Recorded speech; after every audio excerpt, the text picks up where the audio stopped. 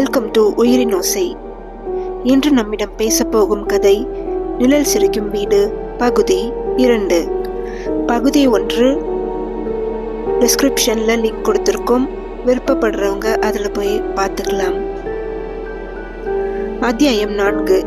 அந்த வீட்டிலிருந்து உயிரோடு வெளியே வந்த போதும் அனிதாவின் உடல் நடுங்கிக் கொண்டே இருந்தது. என்ன நடக்குது? ஏன் அந்த வீடு சாதாரணமா இல்லை? அவள் காரில் ஏறி அருகில் இருந்த சிறிய தேநீர் கடைக்கு சென்றாள். அங்கே சில கிராம மக்கள் இருந்தனர்.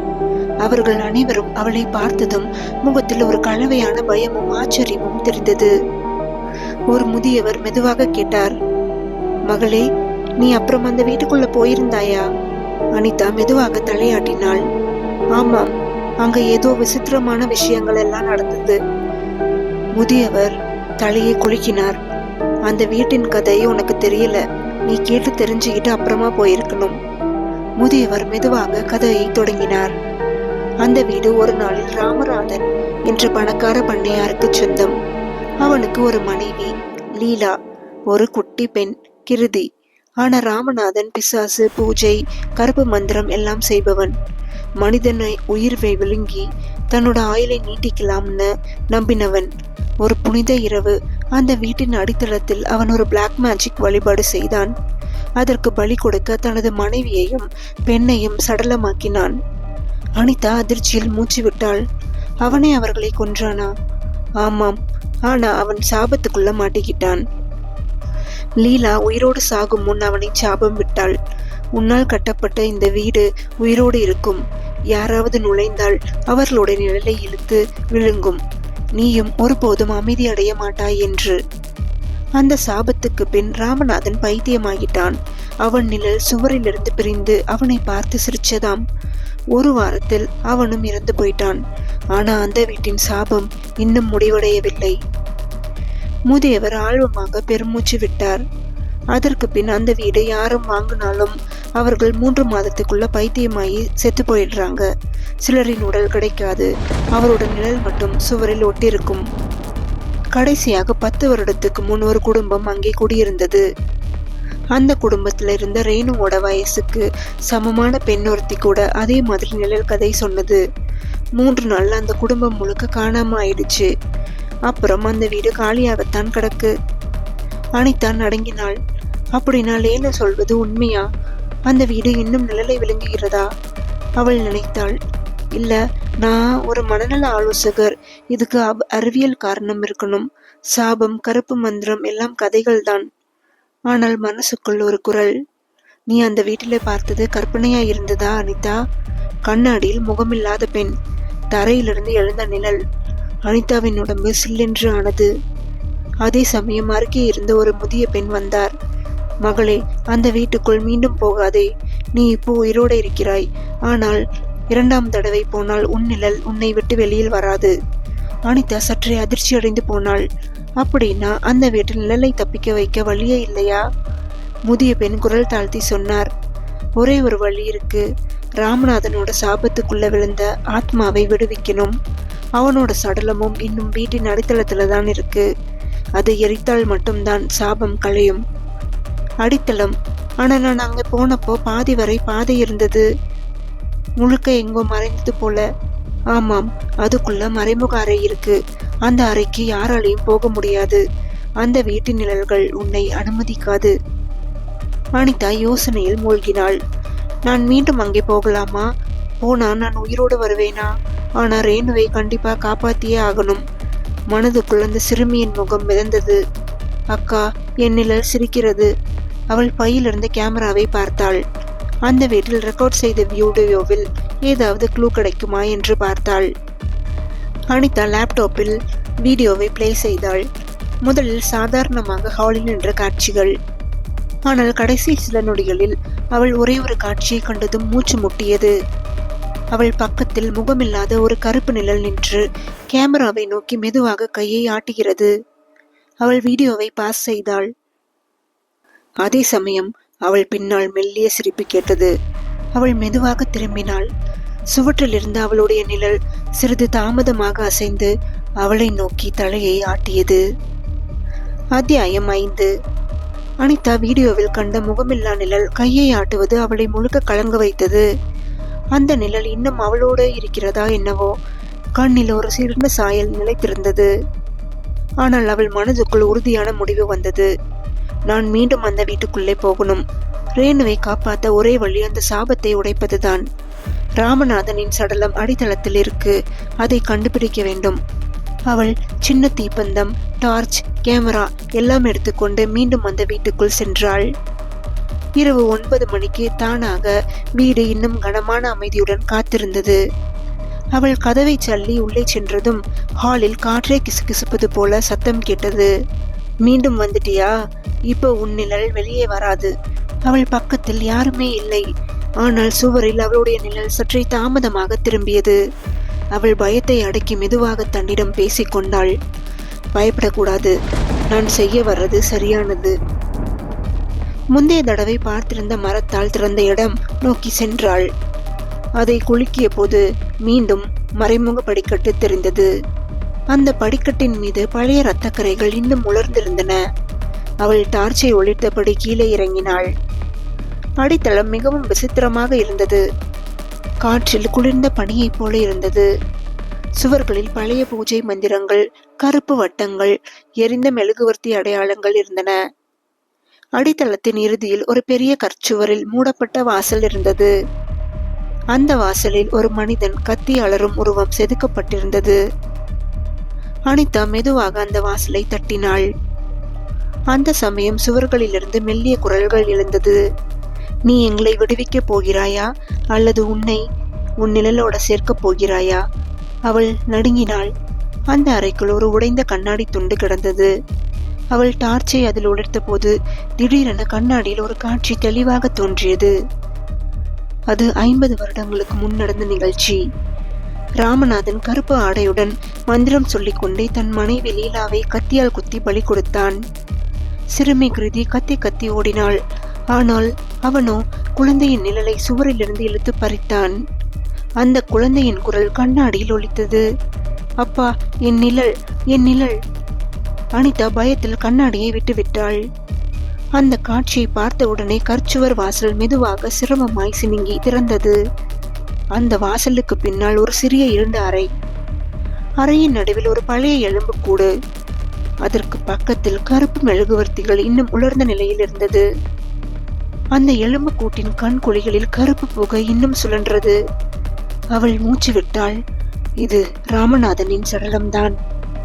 அவள் தீப்பந்தத்தை எடுத்து அந்த எலும்பு கூட்டை எரிக்க முயன்ற போது அடித்தளத்தில் இருக்கும் எல்லா நிழல்களும் உயிரோடு எழுந்தது. சுவரில் ஒட்டியிருந்த முகமில்லா கருப்பு நிழல்கள் அவளை நோக்கி பாம்பு போல சுருண்டு வந்தன.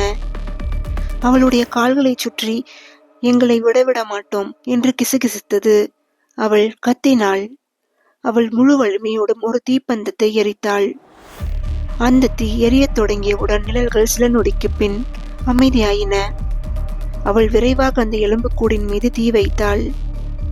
எலும்புக்கூடு எரியத் தொடங்கியவுடன் அறையில் பயங்கரமான சத்தம் எழுந்தது. இல்லை, சாபம் இன்னும் முடியவில்லை. இன்னும் நிழல்கள் பசியோடு இருக்கின்றன. அவள் தீயை இன்னும் கொழுந்தெழச் செய்தாள்.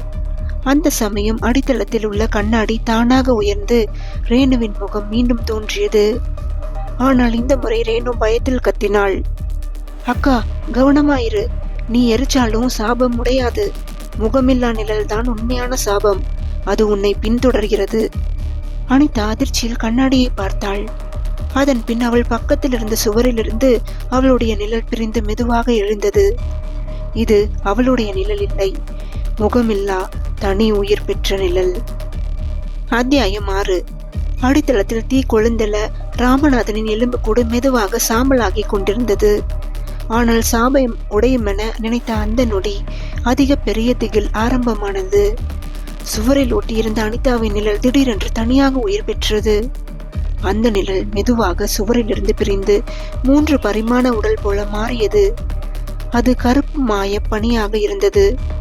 முகமில்லாத உருவம், வெறும் வெள்ளை கண்கள் மற்றும் தெரிந்தன. அது மெதுவாக ஒரு குரலில் கிசுகிசுத்தது. நீ ராமநாதன் எலும்பை எரிச்சாலும் சாபம் உடையாது. இப்போது உன் நிழல் என்னுடையது. அனிதா நடுங்கினாள். அவள் கத்தினாள். ஆனாலும் அந்த குரல் அவளுடைய குரல் மாதிரியே இருந்தது. அடித்தளத்தின் மூலையில் இருந்த கண்ணாடியில் ஒரு புதிய காட்சி தோன்றியது. அந்த காட்சியில் அனிதா தானே சுவரில் ஒட்டியிருந்தாள். முகமில்லா நிழலாக மாறியிருந்தாள்.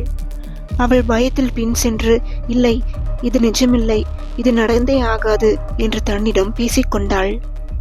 ஆனால் கண்ணாடியில் ரேணுவின் குரல் ஒலித்தது. அக்கா, நீ தப்ப முடியாது. முகமில்லா நிழல் உன்னை விழுங்கும். அதிலிருந்து தப்பிக்க ஒரே வழி. ரேணுவின் குரல் திடீரென்று துண்டிக்கப்பட்டது. அந்த முகமில்லா நிழல் அவளை நோக்கி நடக்கத் தொடங்கியது. அதன் கால்கள் தரையை தொடவே இல்லை, காற்றில் மிதந்து வந்தது. அது கையை நீட்டி அவள் கன்னத்தில் தொட்டது. உடனே அவளுடைய உடல் முழுக்க குளிர்ந்த பனி போல மாறியது. அந்த தொடுதலில் அனிதாவின் மூச்சே நின்றது. உன் உயிரும் உன் நிழலும் நமக்கே சொந்தம். அனிதா விரைவாக தீப்பந்தத்தை எடுத்தாள். நிழல் தீக்கு பின் வாங்கும் என்று நினைத்தாள். ஆனால் இந்த நிழல் தீயிலிருந்து அஞ்சவில்லை. அது தீப்பந்தத்தையே சுருண்டு கருப்பாக ஆக்கியது. அவள் ஓட முயன்றாள். ஆனால் அடித்தள வாசல் தானாக மூடிக்கொண்டது. அடித்தளத்தின் சுவர்கள் திடீரென சத்தமாக சிரிக்கத் தொடங்கின. நீங்கள் எல்லோரும் எங்களை விடவிட முடியாது. இங்கே நுழைந்த எல்லா நிழல்களும் எங்களுடையது. முன்பு அந்த வீட்டில் சிக்கியவர்களின் நிழல்கள் எல்லாம் கருப்பு புகை மாதிரி எழுந்து காலில் சுற்றின. அவள் கத்தினாள், என்னை விடுங்க, நான் ரேணுவை காப்பாற்றணும். அந்த சமயம் அடித்தளத்தின் மூலையிலிருந்து ஒரு மென்மையான சிறுமியின் குரல், அக்கா, பயப்படாதே. முகமில்லா நிழலின் கண்ணாடியை உடைச்சா மட்டும்தான் அது பலவீனமா ஆகும். அனிதா சற்றே நம்பிக்கை அடைந்தாள். எந்த கண்ணாடி? அந்த வீடு ஹாலின் நடுவே இருக்கும் கருப்பு கண்ணாடி. அதுதான் நிழலோட உயிர். அந்த குரல் சொன்னதும் அடித்தளத்தில் இருந்த முகமில்லா நிழல் கோபத்துடன் அலறியது. நீ எதுவும் செய்ய முடியாது. இப்போ நீ வெளியேவும் போக முடியாது. அவள் தீப்பந்தத்தை எடுத்து கதவை வலுவாக தள்ளினாள். அதிர்ஷ்டவசமாக வாசல் திறந்தது. அவள் மேல்தளத்துக்கு ஓடினாள். பின்னால் முகமில்லா நிழல் பனியாக மிதந்து பின்தொடர்ந்தது. வீட்டின் ஹாலுக்கு வந்தவுடன் எல்லா சுவர்களிலும் இருந்த நிழல்கள் அவளை சுற்றி வளைத்தது. ஹாலின் நடுவில் அந்த பெரிய கருப்பு கண்ணாடி நின்றது. அதில் அவளுடைய முகம் இல்லை. அதற்கு பதிலாக ராமநாதன், லீலா, கிருதி எல்லாருடைய முகங்கள் சுருண்டு சத்தமில்லாமல் அலறியது. அவள் முழு துணிவோடும் கண்ணாடி பக்கம் ஓடினாள். முகமில்லா நிழல் அவளை தடுக்க முயன்றது. அவள் தீப்பந்தத்தை முழு வலிமையோடும் கண்ணாடி மீது வீசினாள். கண்ணாடி உடைந்ததும் வீடு முழுக்க ஒரு பெரிய கத்தல் சத்தம் ஒலித்தது. அந்த உடைந்த கண்ணாடி துண்டுகளில் இருந்து கருப்பு புகை பறந்து வந்தது. முகமில்லா நிழல் திடீரென பலவீனமாய் தரையில் விழுந்தது. ஆனால் உடைந்த கண்ணாடி துண்டுகளில் ஒரு துண்டு மட்டும் கருப்பு ஒளியுடன் மின்னியது. அதிலிருந்து ஒரு மெதுவான குரல், நீ கண்ணாடியை உடைத்தாலும் நான் அழிய மாட்டேன். அடுத்த நிலை, சாபத்துக்கு நீரடியா? அந்த நொடியில் ஹாலின் சுவர்கள் தானாக இடிந்து விழத் தொடங்கின. அனிதா பயத்தில் பின் சென்றாள். மீண்டும் தரையிலிருந்து ஒரு புதிய நிழல் எழுந்து அவளது பாதங்களை பிடித்தது. அத்தியாயம் 7. கருப்பு கண்ணாடி உடைந்து ஹாலில் பில்லியாய் சிதறி கிடந்தது. அதிலிருந்து எழுந்த பயங்கர சத்தம் மெதுவாக அடங்கி வந்தது. அனிதா மூச்சு விட்டாள். இதுதான் சாபத்துக்கு முடிவு. இப்போது ரேணுவை விடுவித்து விடலாம். ஆனால் ஒரு சிறிய கண்ணாடி துண்டு மட்டும் இன்னும் கருப்பு ஒளியோடு மின்னிக் கொண்டிருந்தது. அந்த சிறிய துண்டிலிருந்து மெதுவான ஒரு குரல், நீ எங்களை முழுமையாக அழிக்கலை. இது ஆரம்பம்தான். இப்போது சாபத்தின் உண்மை உலகுக்கு வரணும். அவள் பயத்தில் அந்த துண்டை எடுக்க முயன்றாள். ஆனால் அதிலிருந்து ஒரு கருப்பு பனி மிதந்து அவள் கையை சுற்றியது. இன்னொரு பக்கம் உனக்காக காத்துக்கிட்டிருக்கிறது. முகமில்லா நிழலுக்கு இன்னும் பசிக்கிறது. திடீரென ஹாலின் தரை கருப்பு நீராக மாறியது. அந்த நீரில் முகமில்லா நிழல்கள் மிதந்து அவளை அழைத்தது. தரையில் அவள் கால்கள் மூழ்க ஆரம்பித்தன. அவள் கத்தினாள், இல்லை, நான் போக மாட்டேன். ஆனால் அந்த கருப்பு நீர் அவளை மெதுவாக விழுங்கத் தொடங்கியது. அனிதா கண்களை மூடியபடி விழுந்தாள். மீண்டும் கண்களை திறந்த போது அவள் முழுக்க கருப்பு வெள்ளை நிறமுள்ள ஒரு உலகில் இருந்தாள். அங்கே எந்த சத்தமும் இல்லை. எல்லா மரங்களும் சுவர்களும் நிழலாக இருந்தன. தொலைவில் ஒரு பெரிய கண்ணாடி கோபுரம் இருந்தது. அதன் அடியில் முகமில்லா ஆயிரக்கணக்கான நிழல்கள் சிதறி கிடந்தன. அதே சமயம் ரேணுவின் மங்கலான உருவம் மெதுவாக அவள் பக்கத்தில் வந்தது. அக்கா, இதுதான் நிழல் உலகு. இங்கு சிக்கின எல்லாரும் முகமில்லாம மாறிடுவாங்க. நீ விரைவா சாபத்தோட மையத்தை உடைக்கணும். அனிதா பயத்துடன் கேட்டாள். சாபத்தோட மையமா? அப்படின்னா அந்த கண்ணாடி கோபுரத்துக்குள்ளே ராமநாதனின் ஆன்மா இருக்குது. அதை அழிக்காமல் சாபத்தை முடிக்க முடியாது. அவள் அந்த கோபுரம் பக்கம் செல்லும் முன் நிழல் உலகின் காவலர்கள் வந்தார்கள். அவர்கள் எல்லாம் முகமில்லாத மனித ரூபம். வெறும் வெள்ளை கண்கள் மட்டும் தெரிந்தன. அவர்கள் நிழல் கைகளை நீட்டி அவளை நோக்கி வந்தார்கள். நீ வெளியுலகத்திலிருந்து வர்றவளா? உன் நிழல் இப்போது எங்களுக்கே சொந்தம். அவள் விரைவாக ஓடினாள். அந்த கோபுரம் முடிவில்லா கண்ணாடி கதவுகளால் ஆனது. ஒவ்வொரு கதவிலும் அவளுடைய வாழ்க்கையின் ஒரு காட்சி. அவள் சிரிக்கும் தருணம், அழும் தருணம், ரேணுவோட சந்திப்பு. ஆனால் ஒவ்வொரு காட்சியிலும் அவள் நிழல் மட்டுமே சிரிக்கிறது. ஒரு கதவு மட்டும் தானாக திறந்தது. அதனுள்ளே ராமநாதனின் ஆத்ம உருவம் இருந்தது. அவன் கருப்பு உடையுடன் முகத்தில் அரை எலும்பு போல கிழிந்தது. நீ எங்களுக்கு எதிராக வரே, ஆனா சாபத்துக்கு வழிகாட்டும் சக்திய உனக்கு தெரியாது. அவன் கையை நீட்டி அவளுடைய உடம்பிலிருந்து அவளுடைய நிழலை இழுக்க முயன்றான். அவள் கத்தினாள். இல்லை, நான் உன்னை அழிக்கப் போகிறேன் என்றான் ராமநாதனின் ஆத்மா. அந்த சமயம் ரேணுவின் ஆவி மீண்டும் கிசுகிசுத்தது. அக்கா, அவன் நிழலோட பக்கத்துல ஒரு பலவீனம் இருக்கு. அவன் கட்டிய கருப்பு திலகம் கோபுரத்தின் உச்சியில் இருக்கு. அதை உடைத்தால் சாபம் பலவீனமாகும். அவள் கண்களை உயர்த்தி பார்த்தாள். கோபுரத்தின் உச்சியில் ஒரு கழுப்பு ஒளியுடன் மின்னும் கல் இருந்தது. அவள் அந்த கல்லை உடைக்க ஓடினாள். முகமில்லா நிழல்கள் அவளை தடுக்க பாய்ந்தன. அனிதா அவர்களுக்குள் சிக்கினாள். அவர்களுடைய கைகள் குளிர்ந்த இரும்பு போல இருந்தன. ஆனால் ரேணுவின் குரல் மீண்டும் நினைவுக்கு வந்தது. அக்கா, நினைவை வச்சுக்கோ, நிழலுக்கு ஒளிதான் பகை, வெளிச்சம்தான் பகை என்றது. அவள் பையிலிருந்து சிறிய தீப்பந்தத்தை எடுத்தாள். அதை கொளுத்தியவுடன் நிழல்கள் சில நொடிக்கு பின்வாங்கின. அவள் விரைவாக கோபுரத்தின் உச்சிக்கு ஏறினாள். ராமநாதனின் ஆத்மம் கோபத்துடன் அனிதாவை பின்தொடர்ந்தது. உன்னால முடியாது, யாராலையும் முடியாது என்றது. ஆனால் அனிதா முழு வலிமையோடு அந்த கருப்பு திலகத்தை உடைத்தாள். திலகம் உடைந்தவுடன் கோபுரம் முழுக்க சிதறி விழுங்கத் தொடங்கியது. நிழல் உலகம் முழுக்க அலறும் சத்தம் ஒலித்தது. ஆனால் ராமநாதனின் ஆத்மா இன்னும் அழியவில்லை. அவன் முகமில்லா நிழலாக மாறி அவளது உடலுக்குள் நுழைய முயன்றான். இப்போ நீயே என் அடுத்த உயிராகப் போகிறாய், அவள் பயத்தில் கத்தினாள். அத்தியாயம் 8. கருப்பு திலகம் உடைந்ததும் நிழல் உலகின் கோபுரம் முழுக்க சிதறத் தொடங்கியது. நிழல்கள் அலறின.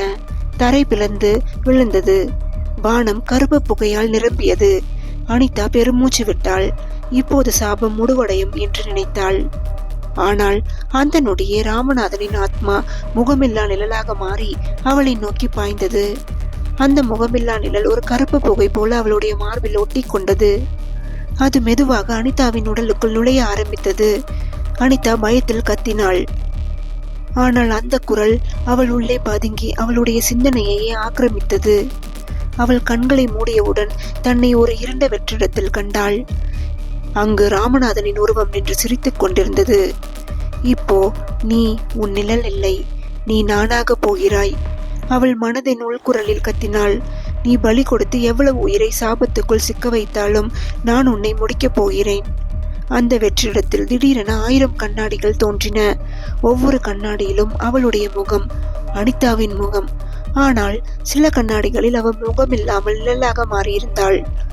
ராமநாதன் அவளை சுற்றி நடந்து, பார், உன் எதிர்காலம் எல்லாம் ஒரே மாதிரிதான். நீ எங்க கிட்டிருந்து தப்பிக்க முடியாது. சாபம் உன்னுள்ளே வரப்போகிறது. அவன் கையை நீட்டி அனிதாவின் நிழலை பறிக்க முயன்றான். அதே சமயம் வெற்றிடத்தின் ஓரத்தில் ரேணுவின் மெல்லிய உருவம் தோன்றியது. அவள் மென்மையான குரலில் சொன்னாள், அக்கா, மனசுக்குள்ள வெளிச்சம் மட்டும்தான் நிழலை அழிக்க முடியும். உன் மனத்துல ஏதாவது சுத்தமான நினைவு கண்டிப்பா இருக்கும். நீ அதை கட்டியா பிடிச்சுக்கோ. அனிதா சிந்தித்தாள். தனது சிறு வயது, அம்மாவின் சிரிப்பு, ரேணுவின் நம்பிக்கையோடு பார்த்த முகம், அந்த நினைவுகள் ஒரு வெள்ளை ஒளியாக அவளது மனத்தில் உதித்தது. அந்த வெள்ளை ஒளி மெதுவாக பெரிதாகி ராமநாதனின் நிழலை தள்ளியது. ராமநாதன் கத்திக்கொண்டு அலறினான். இல்லை, இந்த ஒளி இங்கு வரக்கூடாது. இது பவித்திரமான ஒளி. அவளுடைய குரல் உறுதியுடன் எழுந்தது. இந்த சாபத்துக்கு இப்போது முடிவு என்று அனிதா கர்ஜித்தாள். ஆனால் ராமநாதன் இன்னும் அழியவில்லை. அவள் கடைசியாக முழு நிழலாக மாறி அவளை விழுங்க முயன்றான். அதே சமயம் ரேணுவின் ஆவி முன் வந்து அவனை தடுத்தது. இந்த வீட்டோட சாபத்துக்கு நான் தான் பலியாகணும். அப்போதான் நிழல் உலக முடியும். ரேணு மென்மையாக சிரித்து அனிதாவை பார்த்தாள். அக்கா, நீ உயிரோடு இருக்கணும். நீ வெளியே போய்விடு. ரேணுவின் உருவமும் ஒளியாகி ராமநாதனின் நிழலுக்குள் புகுந்தது. ராமநாதனின் முகமில்லா நிழல் ரேணுவின் ஒளியுடன் மோதியதும் பெரிய வெடிப்பு சத்தம் கேட்டது. நிழல் உலகம் முழுக்க இழிந்து விழ கண்ணாடி எல்லாம் சிதறின. ராமநாதனின் குரல் இல்லை என்று அலறினான். அவன் முழுமையாக புகையாகி அழிந்தான். அனிதா கண்களை திறந்தபோது மீண்டும் அந்த பழைய வீட்டின் ஹாலில் இருந்தாள். வீடு முழுக்க சாம்பல் போல சிதறி கிடந்தது. கருப்பு கண்ணாடி முற்றிலும் அழிந்திருந்தது. முகமில்லா நிழல்கள் எதுவுமே இல்லை. அவள் நிம்மதி பெரும் மூச்சு விட்டாள். சாபம் முடிந்தது. வீட்டிலிருந்து வெளியே வரும்போது கதவின் அருகே மென்மையான காற்று அவளை தழுவியது. அதில் ஒரு மென்மையான சிறுமியின் குரல், நன்றி அக்கா, இப்போது நான் சுதந்திரமாக இருக்கிறேன்.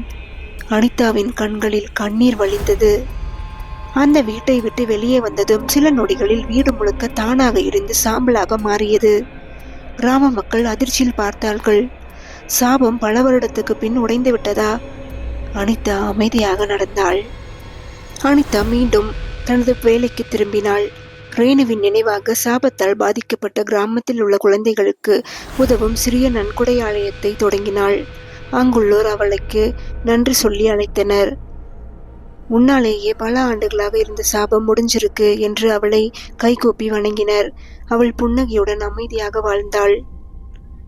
ஒரு மாலை நேரத்தில் அவள் தனியாக கடற்கரையில் அமர்ந்திருந்தாள். சூரியன் மறைந்து கொண்டிருந்தது. அனிதா பக்கத்தில் தன் நிழலை பார்த்தாள். அது இயல்பாகவே இருந்தது. ஆனால் ஒரு சிறிய புன்னகை போல தோன்றியது. அவள் மெதுவாக சொன்னாள், ரேணு, நீ எப்போதும் என்னோடு இருக்கிறாய். கடல் காற்று மெதுவாக அவளை தழுவியது. கதை முடிந்தது. இந்த கதை உங்களுக்கு பிடிச்சிருந்துச்சுன்னா ஷேர் பண்ணுங்க. நம்ம சேனலை சப்ஸ்கிரைப் பண்ணுங்க. உங்கள் கருத்துக்களை கமெண்ட்ஸில் பதிவிடுங்க. உங்கள் கருத்துக்கள் நம்ம சேனலை மெருகேற்றுவதற்கு மிகவும் உதவிகரமாக இருக்கும். குறை நிறைகள் எதுவாக இருந்தாலும் கமெண்ட்ஸில் பதிவிடவும். நன்றி.